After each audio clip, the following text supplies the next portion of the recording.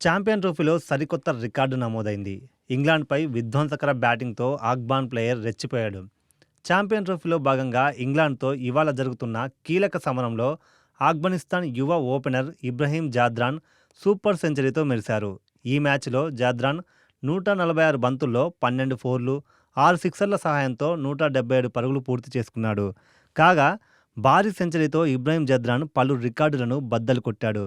Champion trophy tourney చరిత్రలో ఒక ఇన్నింగ్స్‌లో అత్యధిక పరుగులు సాధించిన ఆటగాడిగా నిలిచాడు. ఇప్పటి వరకు ఈ రికార్డు 165 పరుగులు చేసిన ఇంగ్లాండ్‌కు చెందిన బెన్ డెకెట్ పేరిట ఉండేది. ఇటీవల ఆస్ట్రేలియా మీద డెకెట్ ఈ స్కోరు సాధించిన విషయం తెలిసిందే. 35 మ్యాచ్ల్లో వన్డే కెరీర్లో జాద్రాన్‌కు ఇది 6వ శతకం. ఈ సెంచరీతో జాద్రాన్ ఓ అరుదైన ఘనత సాధించారు. వన్డే వరల్డ్ కప్‌లో ఛాంపియన్ ట్రోఫీలో సెంచరీ చేసిన తొలి ఆఫ్ఘనిస్తాన్ ఆటగాడిగా రికార్డు నెలకొల్పాడు. జాద్రాన్ 2023 వన్డే వరల్డ్ కప్‌లో ఆస్ట్రేలియాపై సూపర్ సెంచరీతో మెరిశారు. ముంబైలో జరిగిన ఆ మ్యాచ్‌లో జాద్రాన్ 129 పరుగులు చేసి అజేయంగా నిలిచారు.